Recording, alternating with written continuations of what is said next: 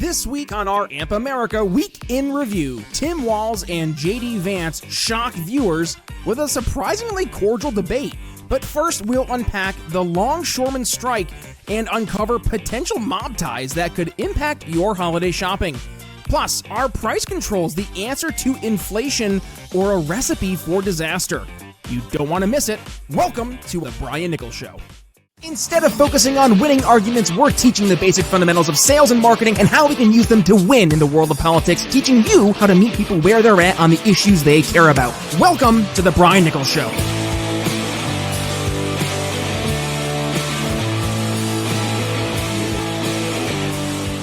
Brian, you're muted.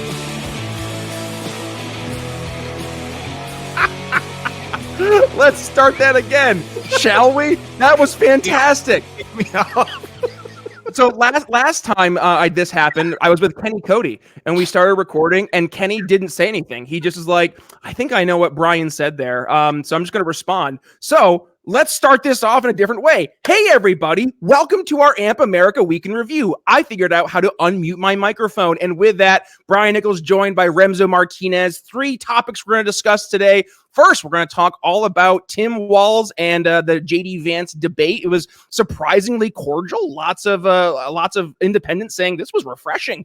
And then we're going to talk about, price controls and the inevitable outcomes of price controls. And then we're going to talk about, this longshoreman strike. And all of a sudden we find out that the longshoremen maybe had some mob ties via an audit that we were digging into. And then all of a sudden that audit stops. So lots of questions we got to ask there, buddies. So with that, Remso Martinez, editor-in-chief of AMP America. Welcome to our Week in Review, now that I actually got my intro down right. And yes, we are live here on Facebook as well as over on Twitter, x.com. So thank you, folks, for sticking with us despite the 30 seconds of dead air with my mic being off. Remso, how you doing, buddy? I was messaging you. I was texting you. I'm in the little window at the bottom off screen. I'm like, yep. I see it. I see it all now. Yeah, I see the private chat right there. Yep. Brian, you're muted. Yep. Brian, you're an idiot. That's all you had to say. How you doing, buddy? What's new? How's Remso W. Martinez been? It's good in the hood. What else can I say? I'm surprised I'm not wearing sunglasses every single second because the sun's always shining when you're cool, brother. You know how it be, son. Remso, I missed you. I went to a meeting this week, and I'm an introvert by nature. People think I'm not, and they're surprised when I say that. I just disassociate really well. And have you ever gone, because you're in sales, Brian? Have you ever dealt with people who work for I'll call out the companies, but like Primerica, Mutual Omaha, like the insurance companies and stuff like that? They're just like the most they're the Scientology of the sales world. I'm convinced because I went to a Chamber of Commerce meeting this week, and these guys who came in not brand new, fresh faced, wearing full on 3-piece suits and stuff. One of them looked like a club promoter on the Strip in Vegas. And they're just the peppiest, most intense salespeople that I encountered. And at these meetings, you go through your 30-second pitches and you go through your thank you for referrals and connections and stuff like that. And during that part, when people are thanking each other for coffee meetings and referrals and stuff like that, each company only, if they have multiple representatives there, they only have one of them who can actually stand up and talk to not take up too much time. Well, they didn't really get the memo. So this guy who's coming in with these teenagers, essentially, they stand up each time and they don't really know what to say. So they're looking at their manager. They're like, I'd like to thank my manager. We'll call him Jake. Jake, for always just being such an inspiration. Thank you, Jake. And I'm just in the back of my mind, I'm surprised they're not going, thank you, mentor. It's just they were 1 second away from doing the Wolf of Wall Street. Yep. Dude, well, and by the way, I love our good buddy Jeremy Todd. He's formerly of the Cutco Life, which is the knife company that people go and and that you want to talk about a sales culture? That is Cutco. And by the way, they're successful for a reason because their culture is 1000% focused on how to do good sales. And when you kidnap your children, it makes everything even more intense. And then when your children come home with like an entire set of like high-end quality knives, you know that as a family, you are now set for life. Every $2 commission you make from the $70 knives is going towards a better future.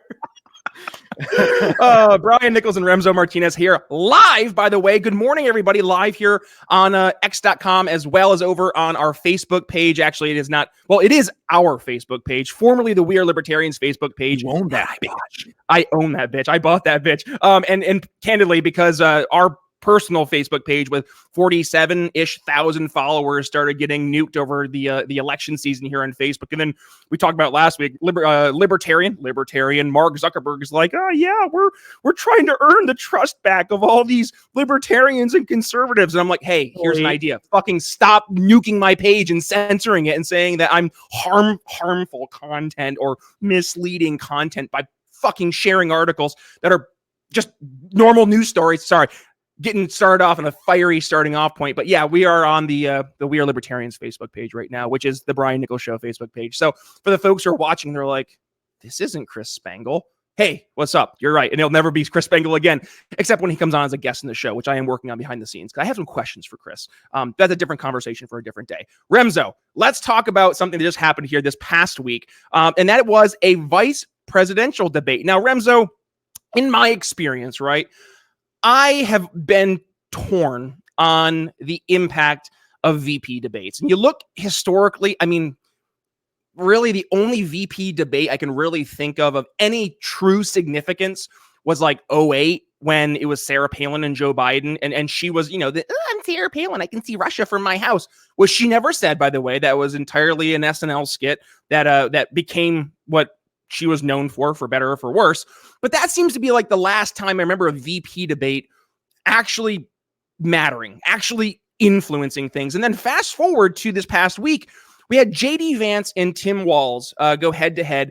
And I think it caught a lot of people off guard because a lot of it independents, by the way, because the perception was this is going to be a bloodbath. And yet the actual outcome, it was strangely polite, and we found a lot of cordiality during the debate. Shit, there were times when Tim Walz would turn and go, well, you know what, JD, I actually think I agree with you on that. And I'm just like, oh, what's happening? Is Tim Walz going to vote for JD Vance and Donald Trump? So, Remso, this was a very refreshing debate. Was it impactful? I think it is because while you've got plenty of people who are going to vote for Trump no matter what, the selection of JD Vance was, you know, I don't believe it's controversial, but I understand that for many people it was controversial. They were primarily getting their information on him based off what left-wing media sites and outlets were saying. So of course, when you're for Trump, but you don't really know much about this guy, and it you know, call a spade, his media profile outside of just being the hillbilly elegy guy, a lot of people didn't even know that was him. They just knew him as random Ohio senator. Or the personification, right, that you said earlier of what the media made him look to be. He was weird, right? That was the narrative from the onset. Man, these Republicans are weird. This JD Vance guy is weird, and yet I don't know. I've heard the exact opposite from outcomes from the debate, from left, right, and center, all across the board. People that I know were literally shit talking him for no reason, really, especially since a lot of them were Republicans, ironically. They're all like, wow, he was the best choice ever. He's the future. He's the president after Trump. And I'm just like, oh, now you're on board. I was JD day one. In fact, you said so on our show here. You were like, JD Vance is like, he has propelled me into a yes Trump vote. Yes, absolutely. Yes. And you know, so you know, I think what it did was it really helped solidify that. If anything, it's not like you necessarily have to be even pro Vance. It could really just be, you also know that Walz is just even worse of a choice than ever. And what's even funnier is the previous Thursday, I believe, CNN, and I don't know who CNN is playing, like, you know, pickup game for, but CNN put out this piece saying that when Kamala Harris picked Walz, she was suffering from insomnia and she didn't remember picking him.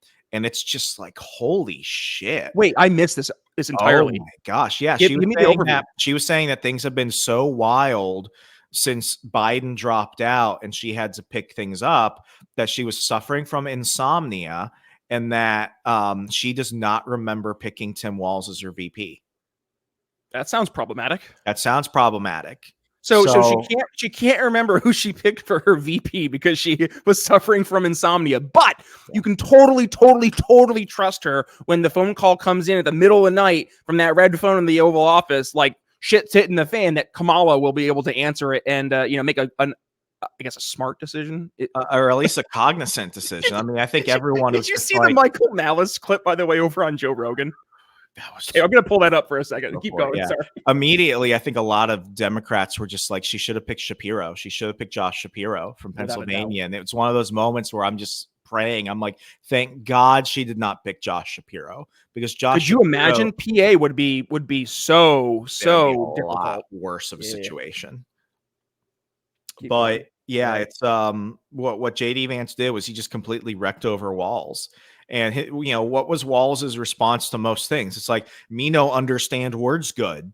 And it's like, how do you want this person? If anything, like, I understand completely why JD Vance didn't go after Walz. He didn't bring up the riots. He didn't bring up the tampons. He didn't bring up women's sports. He didn't bring up the COVID mandates. He didn't bring up a lot of the things that would really tie him to the CCP, like the company that he owns and all that stuff. Like, he could have gone after him. Instead, he was like, instead of me just raining down facts on him, I'm just going to like lure him in and make him look stupid.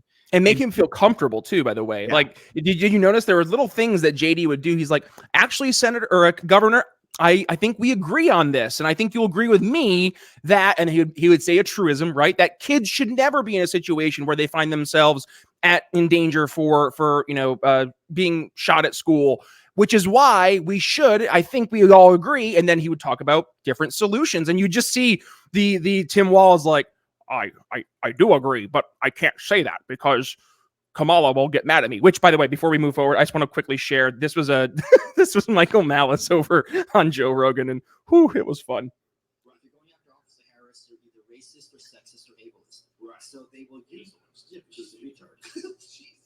She's literally retarded. I mean, Ukraine is she's literally retarded.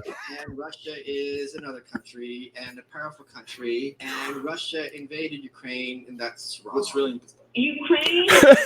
and then it continues to literally. So Michael Malice is just a king at that, where he can rip out a paraphrase of an actual quote. But this montage, I'll include this in the show notes. This montage literally has the actual clips of Kamala that he's referencing, and it's so bad. It's so bad. Like this one here, just for shits and gigs here, just listen to the rest of this.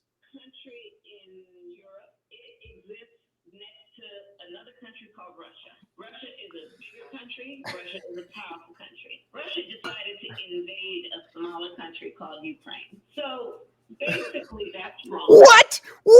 Like, come on! That's she could be president of the United States, a wine-drunk first grader who's trying to explain the political foreign conflict between Russia and Ukraine. We have a big country named Russia, and it went after a smaller country named Ukraine, and that is in all essence, in our hopes, our ambitions. That's wrong, Remso. She's a fucking Fruit Loop. I can't. But this, by the way, this right here, this is why I have become more and more. I mean, yes, I'm wearing a Michael Scott 2024 shirt, which you can buy over at briannicholsshow.com/shop. Use code TBNS for 15% off. But this is why I have drifted more and more towards the Trump camp over the past few months, because we can't have that be the face of our country. What? No. So yeah, that's where we're at. Politics of joy. And the fact, okay, and going back to where we just were talking about with Tim Walz, like he used that exact like phraseology in his closing statement. Kamala Harris represents a different campaign. We're bringing together a group of folks like Dick Cheney and Taylor Swift, and she's bringing joy to the campaign. I'm like, joy is not a winning campaign strategy. Joy is what you feel when you see your firstborn kid. Joy is what you feel when you win $1 million. Joy is not Kamala Harris's campaign. This is gaslighting at its If finest. anything, like, look who's talking about aspirational ideals and actually like a positive future and getting back to actually feeling like we have a stake in our own lives. It was Vance. Vance is the only one talking about Vance was talking directly to millennials. Yes. In so many ways. Which, by the way, the number one thing that was a takeaway for specifically to millennials was the Jim look, right, from The Office, where he just did the side eye. And oh my gosh, people across the board, right? Republicans, Democrats, independents. Obviously, I'm a huge fan of The Office, and I'm in all these office groups on Facebook, and I'm seeing folks who, like, they're obviously not left or Republicans. They're not even like conservative at all. And they're like, that was good. They're like, I relate to that. My that wife makes him dangerous. My wife, who I forced her to watch like every presidential and every possible debate with me ever since we've been together, was like, this is the only time I actually like enjoyed watching a debate. And she called it out. She's like, JD Vance perfectly channeled dark millennial humor. And it's so true. But and passive aggressiveness too, like that one. Yeah. Well, it does cause more problems with our housing prices, Tim. Like, there was that one part, and I'm like, ooh, I can feel that millennial energy coming through of just like, fuck off, dude. We know you're full of shit. There was, to answer your other question though, to round off what I said and to answer your other question, it's like, yeah, I think what this is, this solidifies people's intention to go out, not necessarily whether or not they're going to change their vote, but whether they show up to vote. I think that what this did was this really reinvigorated excitement for the Trump campaign. And what it did was it demoralized Democrats even further. But going back to what you said, that 2008 VP debate between Sarah Palin and Biden, that really crushed McCain's polling numbers afterwards. And I know a lot of people, when they would have conversations with my parents, you always have like the moderate Republicans or the independents. A lot of people were like, yeah, McCain has more experience, but McCain is old. And I remember one neighbor telling my mom, we just can't have that woman near the White House. And it's just like, they made her look stupid. Mm-hmm. And, going 4 years after that, the debate between Paul Ryan and Joe Biden, Paul Ryan was supposed to be like this heir apparent. They called him the young gun leader for years. And Paul Ryan was supposed to be like the antithesis of everything that the Obama campaign was saying Matt Romney was, because they were like, well, Romney doesn't come from a battleground state. He comes from a rich family. He's not relatable to people. He has low favorability rates. Ryan was the exact opposite of that. He was young. He had high favorability rates. He was in the battleground state of Wisconsin, and he was supposed to be the numbers guy. He's like, how could Joe Biden debate the young, fiscal conservative hawk? And then what Joe Biden did was he didn't make Paul Ryan look unlikable. What he did was he made Paul Ryan look affable, and he made him look inconsistent, and he made him look like a child. Yes. Because Joe Biden knew that he could not fight him on the facts, because Paul Ryan went into that debate thinking he was going into a debate. Joe Biden came in to win. He's like, I don't need to be factually correct. I don't need to have my numbers and my pitches better than Paul Ryan. I need to make Paul Ryan look like he's off his game. And I listened to the radio version of that debate in 2012 because I was actually doing a college visit with my father in Alabama.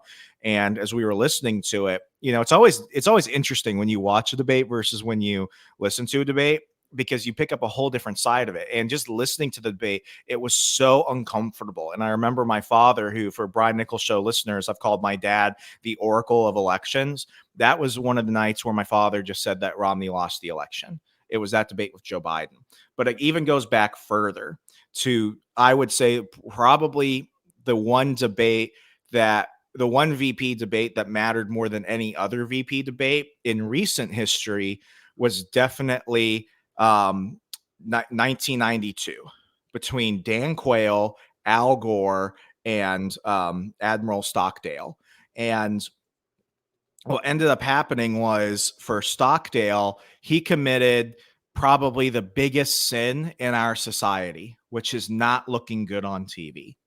At that point, you had a lot of Republicans who were jumping from H.W. Bush to Ross Perot. Ross Perot was looking at actually taking electoral votes in the South. And at that point, Stockdale had his, who am I? Why am I here? I'm sorry, my hearing aid is off. I love Stockdale. I think that Stockdale is one of the best stoic thinkers of recent history. I think he's a war hero. I think that he would have made a good vice president. I think that John Stockdale gets a lot of shit for not looking good on TV because he was trying to speak philosophically to an audience that even then was not on his wavelength. He was basically asking, who am I? Why am I here? Because a lot of people had no idea who he was and why am I here? He was trying to set himself up to introduce himself, but that was what was clipped. So not only did that kill Ross Perot's electoral college opportunity, but Dan Quayle going up against Al Gore. Al Gore was a little bit older. Al Gore was a better debater. Dan Quayle was never a good debater. In a previous debate Dan Quayle had done when he was running with H.W. Bush, I think in like 88 or something, he called himself the Republican Jack Kennedy.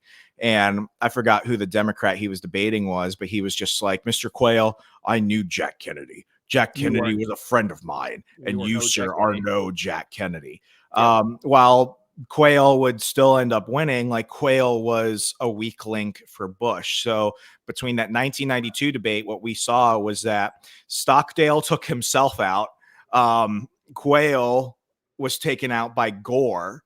And that completely flipped everything 1992, because the truth is, when you look at the overlap of probability, if Ross Perot had not won, the facts are that H.W. Bush would have been president another couple of years. So at least one more term. So that was just that's probably the one VP debate that mattered the most. And by the way, for historical context, that is the moment that the Commission on Presidential Debates shut that shit down. They were like, no more third-party candidates getting an equal seat at the table, because like they actually are starting to throw some wrenches into the machine here. Did you know that if you go on YouTube, it is almost impossible to find the town hall debate between H.W. Bush, Clinton, and Perot? Really? I did not know that. They've taken it down. Huh. It's almost like they don't want people to see that there's a different way of thinking. Yeah, they don't want people to know about that giant sucking sound from down south. Oh, man, and there's lots of different directions we could go there. Is Kamala Harris running for president? With that being said, Brian here...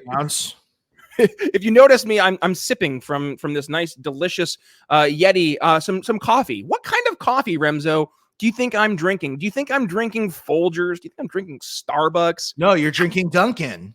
Oh, goodness. No, none of that corporate garbage. I'm drinking from our sponsor, which is our brand new sponsor. It's a coffee company, and they're called Clockham Craft Coffee. Let's go ahead and take a listen. Is your morning brew leaving you uninspired? Well, it's because mass-produced coffee sits on shelves for months, losing flavor by the minute. Why start your day with stale bean water? Enter Clockham Craft Coffee. From COVID-era hobby to a farmer market's sensation, Clockham Coffee is redefining fresh.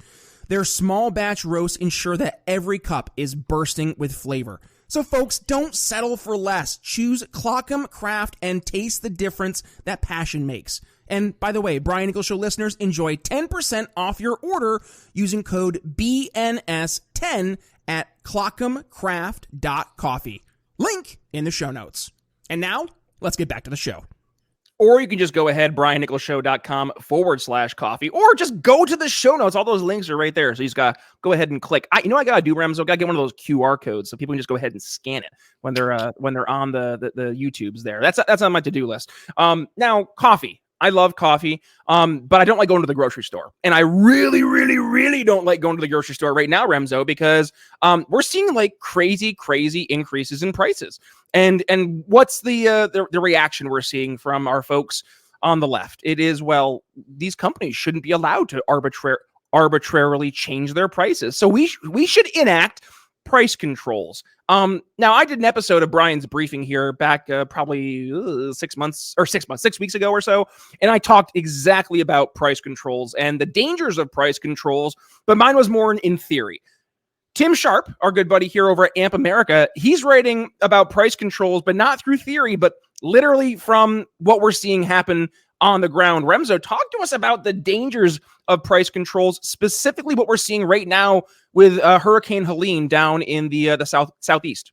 We have to go back at least 16, 17 years to Hurricane Katrina, when you're looking at the amount of people that are selling bottled water, gas, emergency supplies for outrageous amounts.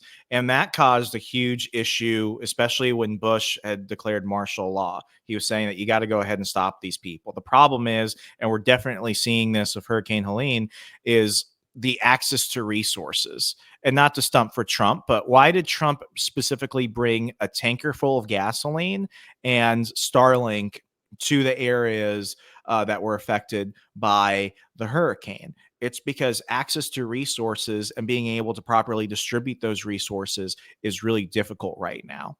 So what you're also seeing, and I actually had to mail a package to a friend of mine in Asheville, North Carolina. His post office was destroyed. So they have, the only branch of the government that seems to be like somewhat coherent is the post office. I know the post office gets a lot of shit. I don't mind privatizing it, but the post office was like, oh yeah, we'll fix it and we'll have it in a week. It's like, I actually believe the post office will do that. However, when we look at the disbursement of resources and stuff, understand it's not about trying to take advantage of a bad situation as much as it is trying to also understand that when you have to pay for somebody to not only gather the resources and the products you need to ship out to a disaster zone, all that becomes more expensive because the intensity and the need, the actual demand skyrockets. So while there are definitely cases, and there were some cases in Katrina of some bad actors, the truth is that transportation, supply, and demand is going to increase. So it's less we are doing this because we want to. It's more of a we're doing this because we have to.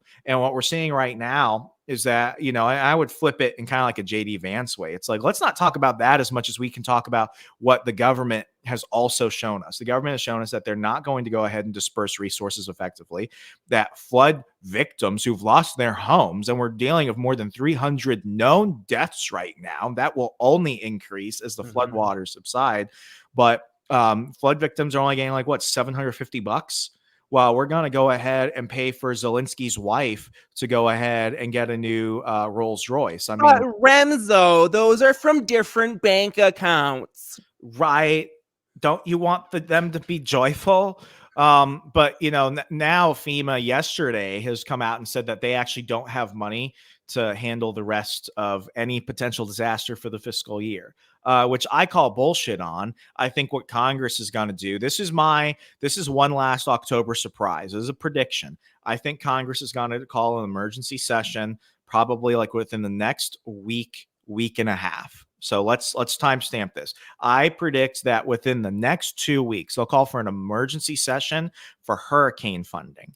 And like maybe a few $1 million of that will actually go to FEMA and go towards state agencies that are doing flood response and emergency response. But we're going to see maybe 90% of that budget go towards shit that has nothing to do with the hurricane. Hi, we're going to do a hurricane FEMA relief bill. We're going to pass a bill of $200 billion. It's all going to be this hurricane FEMA relief bill. Oh, what's that? Is that a little asterisk I see right there? What's that asterisk say? Oh, 140 billion going to Ukraine, 20 billion going to Israel. Oh, okay. That's what's going to happen, Remso. We all know it. We saw it happen back when they were trying to pass the whatever make-believe, feel-good bill there, the COVID omnibus bill and stuff like COVID, that. I can't remember. It was like not kicking puppies bill, and they're like, oh, by the way, the not kicking puppies bill sends billions of dollars to Ukraine and Israel. It's like, oh, well, okay, I guess we can just call any bill by any name. It doesn't matter what the fuck the money actually goes towards. I once had a colleague in Europe, and we were discussing the government possibly, nationalizing or banning TikTok. And at one point I was like, dude, don't even think of this as being something we need to worry about, okay? Because if the government passed a bill protecting all cats, it would really just kill all puppies. Yep. And it would still send money to Ukraine.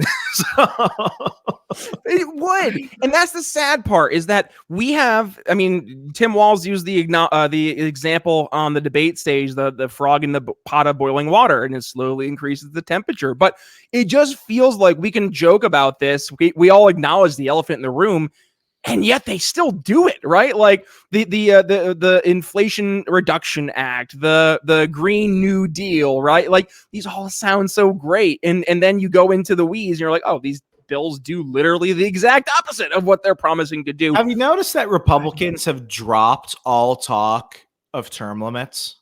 Have they? I haven't. No, tell me more. Have you noticed that wasn't ever brought? It's been brought up for years. It's always been a loud minority. That You're right, and it was suspiciously absent, really, since what? Like, it was like 2015. It's like the last time this actually became a conversation. Because here's the truth: Americans don't care by and large. They don't care by and large.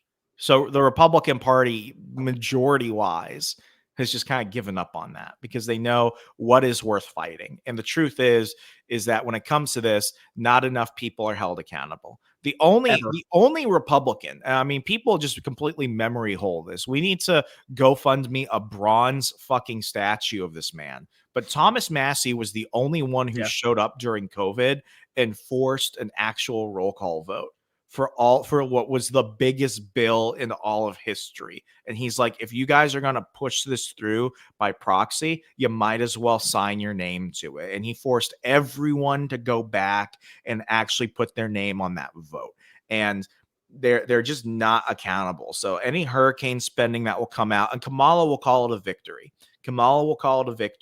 But I think that only damns things for her. I think if they go through with this and then, you get some conservative news company or something, maybe Amp America will actually read the bill. I'll put it in the Chat GPT or Grok, and I'll have Grok tell me it in like 4th grade reading level terms. And Grok will probably say, this is shit, man.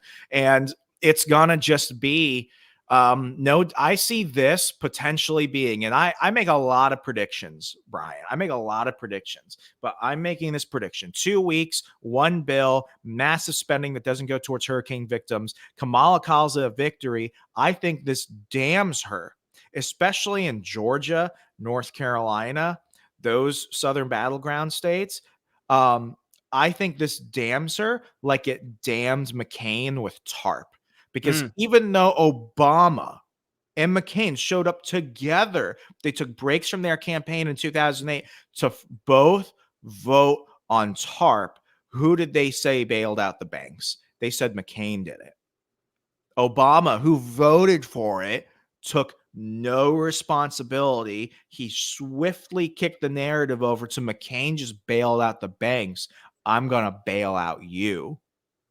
I think that this is going to be just a kick in the butt, and this is just going to be one of those extra things that just sinks her in the places that she didn't want to sink. Yeah, there's going to be a lot of outcomes from Helene that I think are going to play very strongly. By the way, another example before I forget. Remember Hurricane Sandy with the Christine Obama? That killed Romney. Sure did. That killed his chances. And I'm trying not to sneeze. I think with Trump being there day one and Trump using campaign and personal resources for hurricane victims and her taking those staged photo ops and then saying that everyone gets $750 and then suddenly we don't have any more money for anything. I think that this is this cycle's Hurricane Sandy. Yep. So as we're listening to this conversation, it all is around Hurricane Helene. And folks, I think the number one thing we can take away from this is that nobody's coming to save you, right? So you got to get your own ducks in order. And by the way, right now, a lot of these folks are looking at insurance companies saying like, hey, are you going to help?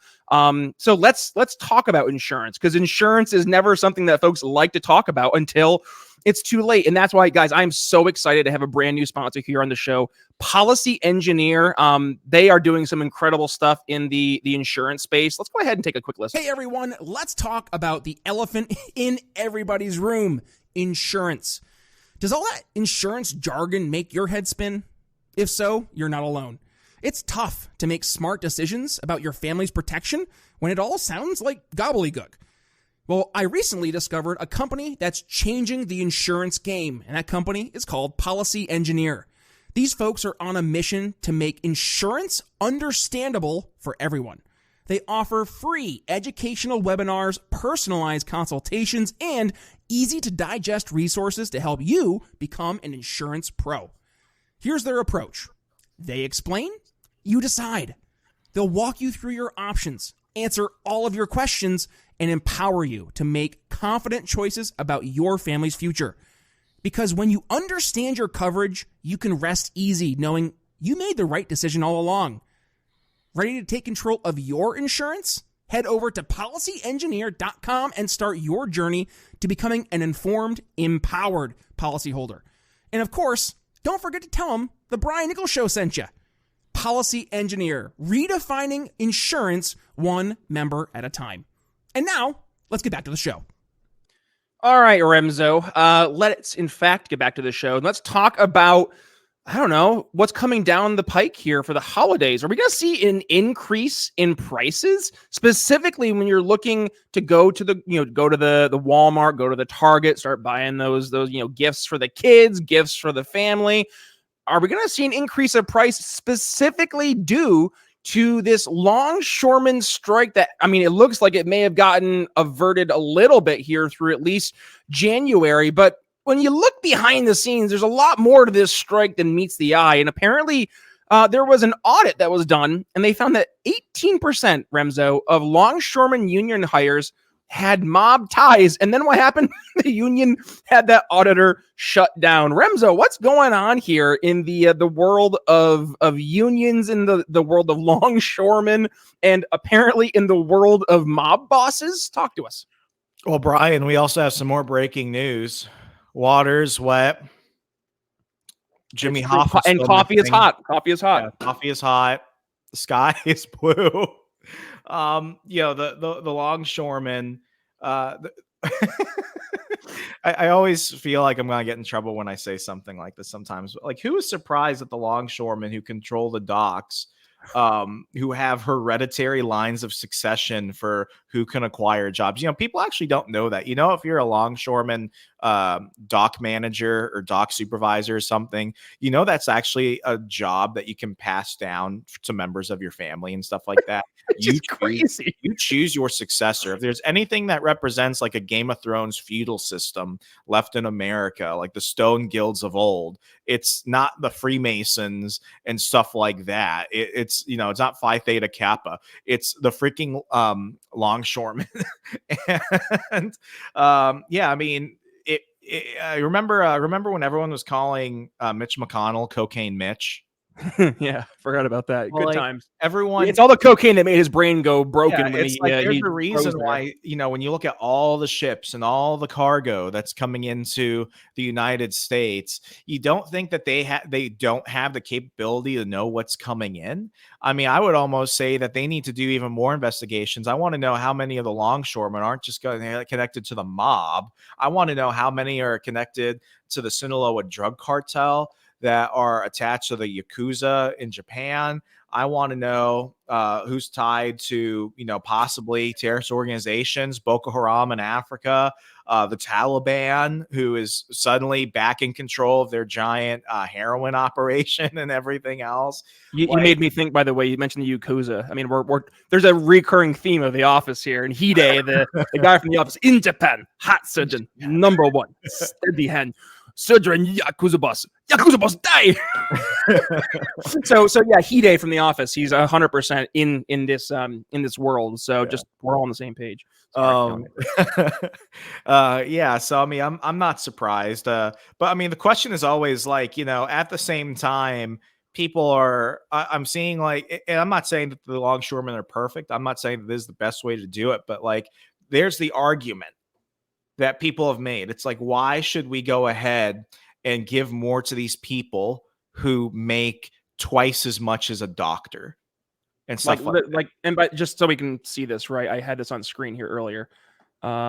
Check this number out. This is insane. The union often steers what they call special packages to mobsters, giving them pay of up to $500,000 for largely no-show work. These, quote, special packages have only grown in recent years, according to commission reports. In 2020, 18 port workers made salaries more than $450,000. 41 made salaries between $400,000 and $450,000, and 82 of them made between $350,000 and $400,000. I mean, Remso, what? That's insane. Yeah, but I'm only playing devil's advocate for just for conversational purposes, but like that's less than 200 out of thousands. Oh yeah, for sure. Thousands of people on the East and West Coast, and it's one of the largest industries in the world. One, we shouldn't be surprised that some people are skimming off the top.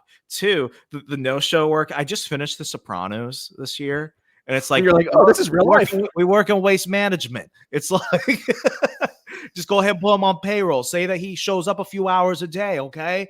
Like, we work on waste management. They don't care. But it's one of those situations where it's like, go back to last week when the union president was talking to Fox News, and they were like, during COVID, we didn't stop. When everyone else went to work at home, we didn't stop, and we made sure that everything was stocked, that everything was delivered, that the economy was able to keep running. And I think this also goes to the thing where it's like, people are saying that the GOP and, the Republican Party is like the new like workers' party. Understand this. And this is what I still call like intellectual conservative elitism. Do I think that people don't ever go after truckers? And truckers used to be the big thing with automation, looking at the like 150,000 full-time trucking people out there. They make up to six figures. That's more than some doctors I know. It's this whole thing where it's also like, well, they shouldn't make more than a doctor. That's like saying that an NBA player shouldn't make more than a soldier. If you don't think about it and you simply go based off your emotions, should an NBA basketball player make more than a soldier who's willing to die? Instinctively, we're like, no. But then we open our eyes and we think about it and we're like, it's not whether they should, it's whether they can. By the way, this is a literal meme I saw where it was like the exact argument. It was like, it said no baseball pitcher should be making $10 million a year when Mrs. Johnson can't make $40,000 as a third grade teacher. And then the comment following up was, well, is Miss Johnson ripping 100-mile-per-hour fastballs over home plate, striking them out? Yeah, I mean, it's one of those things where it's like when you look at it like that and you really think about it, it's like it makes no sense. It's like, of course, a basketball player is going to make more money than a soldier. I say this as somebody that made less than a few grand a year as a National Guard officer. It was... God bless your little soul. It's one of those situations where it's like, do you want your stuff to keep getting delivered? When you look, it's not about how much college you had to have. It's not about how much knowledge you have to know. Sometimes it's just about, are you reliable enough to do the job? And are you willing to take the jobs that suck? People forget the purpose of Mike Rowe's Dirty Jobs wasn't always to show you jobs that just suck, but it was also to show you the jobs where you can make a really good, reliable living, learning a skill, doing the stuff that no one wants to do. And the stuff that needs to get done. Yeah. That's the important qualifier. Not just shit, literal shit that like that nobody wants to do, but it's shit that nobody wants to do that still has to happen. There still has to be that guy who goes out and picks up all the garbage on the side of the road. There still has to be a guy who goes into the sewer to fix the shit when the shit gets stuck. There's still a guy who has to climb 50 floors up to replace, the light at the top of the building, right? Like those roles will exist because they need to exist. And are they fun? No, but that doesn't mean that they don't happen. It means that the price point of which you are getting paid to do that job is going to reflect the fact that there's a lot of people out there who see the need but aren't going to do it. And this is the most anti-libertarian stance I have, and I've been saying this since Andrew Yang was running in 2020. I forgot about Andrew Yang, and the Yang gang. I still think about him sometimes, but like here's the thing I've been specifically saying. Late at night when you're getting ready to go to sleep, right? I wonder what he's doing. He follows me on X still. Does he? Oh yeah, he follows me on. He's been following me on. I was one of the first reporters to actually talk about his campaign. No shit. Can we? Yeah. You should hook up with him to see if we can get him on the show. I would love to talk to him. I've tried for years. Now he's Nothing? bigger, but he's still like once a year, he'll just like one of my random posts. And I'm just like, I'm surprised he just didn't unfollow me when he got big, especially since I'm way more like, right wing than him. But like, You are? apparently, well, I'm not. Everyone's a libertarian, Brian. Andrew I've Yang's heard. a libertarian. Stalin's a libertarian. I'm a libertarian. They just don't realize it yet. But here's my most anti-libertarian stance, and people are like, if they make my kids' Christmas hard, I'm gonna wish for all the automation possible. How many hundreds of thousands of jobs will be displaced immediately? And I believe that Andrew Yang was 100% correct when he said, if you bring in the automated semi-trucks tomorrow and you don't understand the consequences of immediately laying off a large chunk of the American economy, you will have semi-truck drivers obstructing highways with guns. This was also the Tucker Carlson argument too. So just the horseshoe theory of politics, economically speaking, you can see right now where Andrew Yang and Tucker Carlson are very much on the same wavelength here.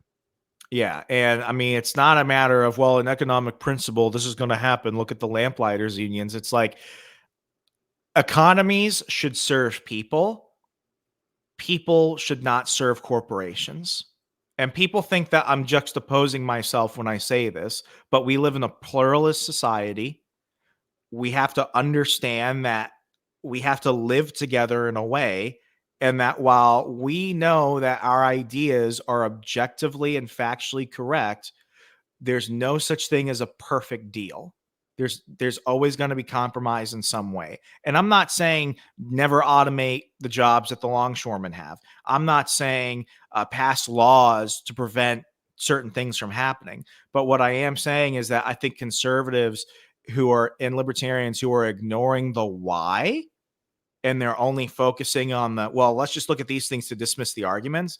We're looking at something that is only going to become a bigger problem, not just nationally, but this will become a bigger problem internationally. Because what we do here, or do we think for a moment that we're going to do this here and that like Canada and Mexico, our biggest trade partners, are going to do the same thing?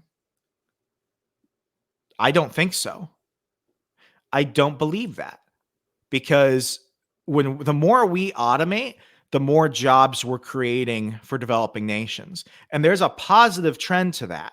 However, what that does is that completely alienates and causes massive problems for working class Americans, which make up a majority of the country. When you look at how many Americans make less, even right now, than $60,000 combined household incomes a year. I'm not talking individually. I'm talking household incomes a year. What that's going to do. So I don't have a solution. I'm not taking a side on this. I think there's a lot of shit going on both ways. But what I'm saying is that if people ignore this and they try and dismiss it as just something that shouldn't even be discussed because longshoremen bad, I had to pay $20 more for Tickle Me Elmo, it's not going to work out for us long term. I almost did my Elmo voice, but I held back.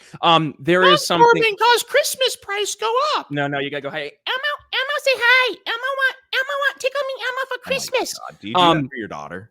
I do, and she fucking loves it. So, okay, fun fact: back when I was in college, my thing I used to love to do is I had a radio show, and I'd do guest appearances, and Elmo would show up every now and then, and there was a group of like healthcare people who were doing a tour of the campus, and they heard me do my Elmo voice because we had a big speaker outside the radio station. So you would walk by, you'd have this big glass window, you could see who was in there, and they peeked in. They're like, this ginormous dude doing an Elmo voice. So then they ended up they talked to me afterwards after my show was done, And they're like, you just do an Elmo voice? And I was like, yeah, I love it. And then they're like, would you be ever open to doing something like that to like call kids who are in the hospital during like the holidays? So I did that for a while where I would do these Elmo calls and I'd be like, Hi, Jimmy. This is Elmo. How you feeling today? and the kids would be like, oh, Elmo. It was a lot of fun.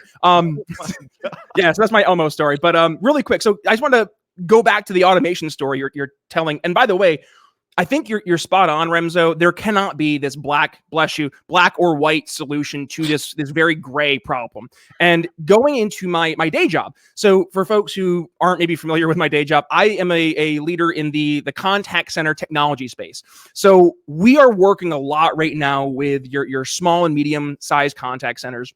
The number one complaint, Remso, from 2023 when it comes to customer experience across the board was not being able to get in touch with a live person on the phone and being force-fed into some automated AI robot, AI IVR, AI IVA, where they're just talking to a computer and not having a chance to talk to a real person. And that is leading to horrible CSAT, customer satisfaction scores. So what we're realizing at my company, and we are actually one of the leaders in this, is that AI is not replacing people.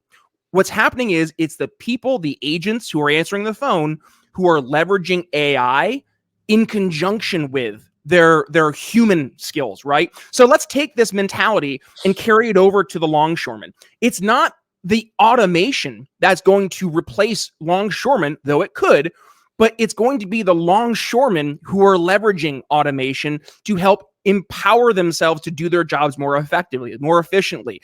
That, and by the way, in a free market perspective, you're not going to have this one size fits all solution that's being pushed down by unions, but rather the marketplace is going to battle to say, hey, this company's bringing this approach to how they're going to help bring automation to the unloading of boats versus this company. And now we can have a very real like A/B test to see this worked and this side didn't. And then you can better as a company make a decision going forward like, okay, our competition's doing this and it's working for them. Why? And should we incorporate something like this? Or can we do something different? Can we innovate a different way that makes us more efficient, that makes us more effective? And I'm planting my flag in this, Remso. You're making some predictions. I'll make a prediction right now.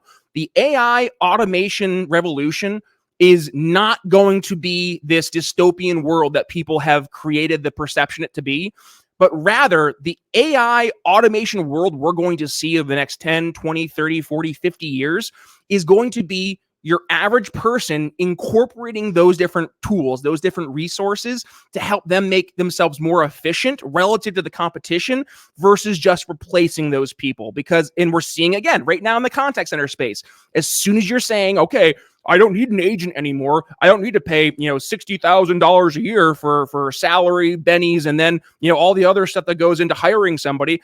I can just replace them with an AI robot. Guess what's happening? People are getting pissed off. I literally had a real life customer I was working with, and they had tried to put in this AI solution. They were a home plumbing company, I think it was. They put it in day one. They ended up having 45 calls that they had to do for a callback for people that they thought were going to be potential customers that got into the AI robot call tree and couldn't get out. And those people got pissed. And within a weekend, they lost that much business. They got rid of the entire AI thing. They canceled their contract and they were like, we're getting fucked here. We can't do this. And what do? They instead change their solution so they have a live answer on the phone, but they give the option of self-service. They give the caller the option to say, hey, to talk to a person right now, press 1. To deal with your solution on your own, press 2. And if you go into that press 2 and you start going through the AI automation tool, there's always an out. You can always press 0 to go talk to a real person. So again, it's not black, it's not white, it is somewhere this shade of gray grossness. But and I think people will ultimately, and I see it in the marketing sector as well. I was the person that was originally afraid of ChatGPT, and then I was like, ChatGPT won't just make us more money; it'll actually protect our jobs if we figure it out. And people wanted to burn me like a witch when I You heretic. I was like, we got to implement this in our company if we want to stay in business for an old company I was at.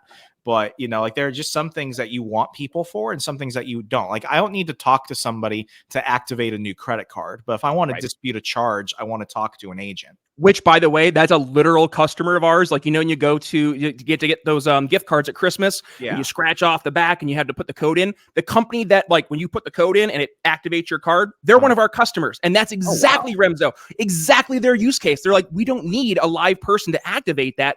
But if somebody's having issues activating that card and they need to talk to a real person, we need to make that as easy as possible. And here's, dude, this is a real story I can tell. This is why I literally just thought of that off the cuff. This is cool. $1.2 million in ROI simply by turning on the AI self-service tool. Not to replace people, but to supplement those agents. And that company, they're like, this is a no-brainer, because now our agents aren't fucking sitting there dealing with these stupid, like, okay, it's fucking Beverly calling again. I have to go through and activate a new card. Now Beverly can do it on the phone very quickly because she can talk through the phone and it will do it for her. But if Beverly has issues, now they can just instantly go to that person. And now that person is helping a more high level problem versus just a routine, like, low skill. And again, that's the reality. It's a low skill type of job. Now you're actually starting to use some critical thinking skills. You have to think outside the box. You can actually do customer service, customer experience, instead of just feeling like, oh, I'm a cog in a machine. Okay, let me go to my CRM, quickly find some information. Like, automate that and let the agents do the agent thing. They want to help, but they're not being allowed to, right? So let's empower them to help. And the same thing is true here. I don't know of any longshoreman who's like, I really like going out to the boats and picking up the containers and putting them on the trucks to leave. It's my favorite thing to do during the day. No, that's the boring shit. I bet they probably enjoy, like, trying to problem solve and be creative in the ways that they can help unload the boat faster. Or maybe not. Maybe the unions, Remso, are built to stop that. Yeah, I mean, how much do they have to pay in insurance every year per each employee? And then you got to deal with the shipping component for the other companies. How many longshoremen injuries and deaths are a big deal. And how many of them could have been avoided? Yeah, I think that's if I was doing marketing and PR for the longshoremen, I would say right now we're doing this because the automation is not answering whether or not we can preserve our employees and potentially save lives. I think if they went towards that component, they would have a lot more people across the political spectrum saying, this actually makes a lot of sense. Because when you look at electricians, when you look at people in construction, one of the biggest overhead costs outside of salary is the insurance. Mm-hmm. And that's payouts for disputes and stuff like that, and claims. Like, the amount of money that goes into that could be bonuses. That could be project expansion. That could be redevelopment. That could be a lot of things. There's a way to look at it, but they're not doing that. And that's why they're also losing people. It's not about just taking for granted the people you have. It's about getting the people who don't have an opinion of you. Expand on that. So going into the debate, there are people, that if you're a Democrat, you're at least getting like 50% of the vote. Those are your ride or die people. I don't care if Tim Walz is retarded. I'm going to vote for Tim Walz, whether I believe that he is the best, he won the debate or not. And that's the funny thing too, because the Democrats put out a graphic later. They're like, Tim Walz, obvious debate winner. But even CNN is like, nope. So you've got your ride or die people. But then you have the people who are like my father, Republican, always more likely vote Republican, but will objectively say whether Paul Ryan lost the debate or not, or whether Sarah Palin lost the debate or not. He's not a fan. He's an objective watcher of the game. Strikes. Yeah, so, it's like if you were to be a football fan, me, and you're watching your Dallas Cowboys lose, and then you're like, oh, but they're still the best team, even though they've only won 2 games. Like, no, I can be objective and say they're my team, but they played 2 shitty back-to-back games. Like, you have to be able to walk and chew gum at the same time. Yeah. So, I mean, what you're looking for is the people who may have an opinion of you, but are willing to listen to you. Mm-hmm. And if you're pushing those people off, they're going to instinctively be less likely to support you. Yes. So you're going for really that number of people who it's like, if you can sway them, the people who are objectively honest with themselves could potentially sway others. And that is what exactly happened this past week with JD Vance. JD Vance, like going full circle to our episode today, he was able to diffuse the fan, right? He was able to now give that fan the opportunity to be objective. Because when you look at Trump versus Harris, it is the emotional battle, right? There is almost zero room for like common sense objectivity. Whereas with JD Vance and Tim Walz, the emotional side of things really got put behind the scenes, the rabid fan side of things. And it allowed Americans, I would say, outside of that traditional team dynamic, the casual watcher of the game, right? You know, I keep on going back to the football analogy. Like, you know, it's not the person who's a diehard Dallas Cowboys fan or a diehard Pittsburgh Steelers fan, because that's what they're playing this week. But it's the person who's like, yeah, I like football season. I like just to throw the game on and see what's going on. And then when there's a really good game, they're like, ooh, this is a really good game. I hope both teams have fun. But like when folks were watching this VP debate, I got the feeling, Remso, that was the mentality that folks had, that this was politics how it should be, how it used to be. There was a vibe of nostalgia, right? Like, oh man, the good old days when we could just have two candidates on stage who didn't outwardly hate each other and can just talk about the stuff. It was if we take off our emotional caps, it's Joe Lieberman and Dick Cheney. Yes. We both love America. We both want the exact same outcome. We just have different ways of getting there. Yep. Yeah. So with that being said, let's put a pin in this piece of the conversation. I do want to quickly give a quick shout out to one of our amazing sponsors who their event, Remso, is this coming week. Now, for folks who are watching us live, because yes, we are live, by the way, here on Facebook as well as over on x.com. So if you are joining us here live today, thank you for watching. Head down below into the comments. Let us know what your thoughts are of today's episode, and also give us your perspectives on the topics we discussed. Did you like JD Vance going against Tim Walz and appearing more human? Did you look at price controls originally and think, there might be something here after our conversation, saying, oh, just kidding? Or did you get some value listening to our conversation about the nuances when it comes to these specific unions and looking at the longshoremen? We'd love to hear about it. But let's talk about, yes, to today's final sponsor of the show. If you're looking at the world right now and you're like, okay, I don't know what to do. I don't know if I want to stay in the United States. I don't know where I want to invest my money. What is a good investment? I don't even know what that looks like anymore. The world's changed so much over the past 10, 15 years. There is an amazing summit, a conference, if you will, taking place this week that is entirely free, that will answer all of those questions, from how to set up offshore accounts, offshore investments, heck, to move offshore, to maybe start your life abroad. All that and more is going to be discovered at this year's Expat Money Summit. Let's go ahead and take a listen. Attention, Brian Nichols Show listeners. Mark your calendar for October 7th through the 11th, because the Expat Money Summit is back and better than ever. This online event, hosted by expat expert Mikkel Thorup, is your one-stop shop for learning how to craft your ideal international lifestyle. From acquiring a second passport, to diversifying your finances offshore, to investing in international real estate, you're going to learn from over 40 experts, including big names like Dr. Ron Paul and Doug Casey. And the best part, it's completely free to attend. Just head over to expatmoneysummit.com to reserve your complimentary ticket. Take the first steps towards securing your freedom and wealth abroad at the Expat Money Summit. One more time, that's expatmoneysummit.com. And now, back to the show.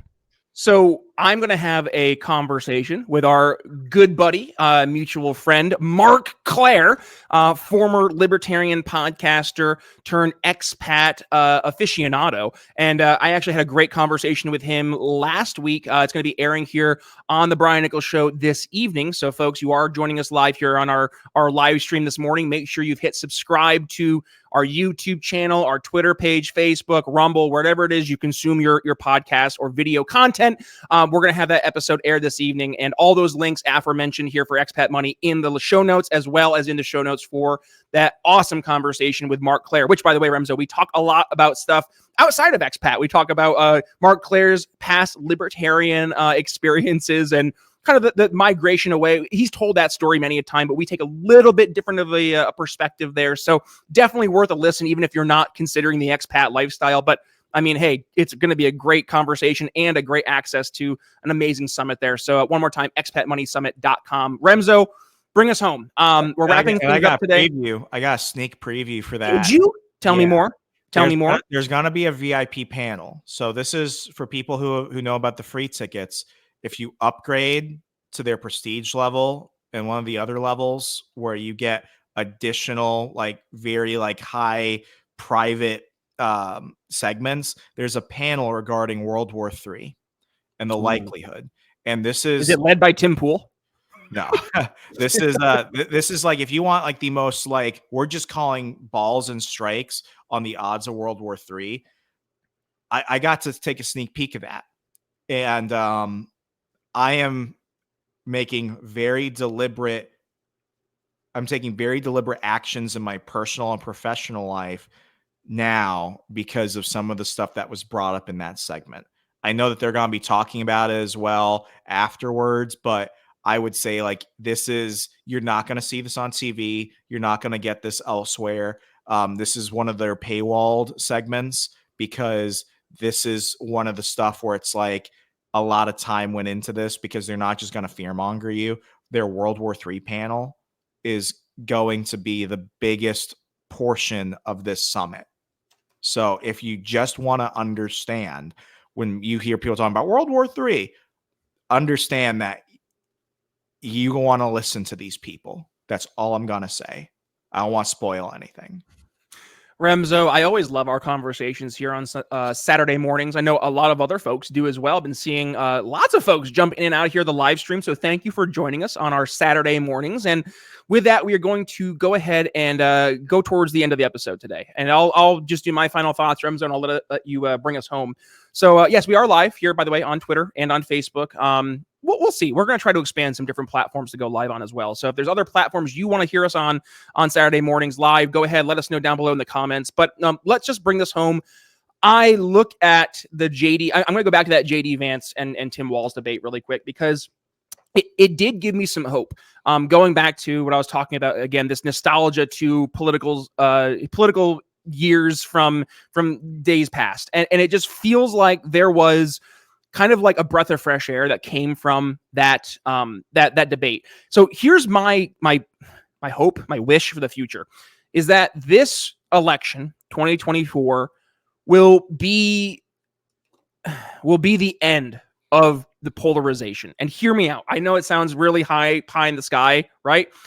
There was a very obvious desire for civility, cordiality, and that was shown in the response from this debate. That's not to say that there are folks who they love the slings in the air. There was an article I was reading, I think from the Atlantic, talking about like where was Tim Walz on the attack? We need the aggression.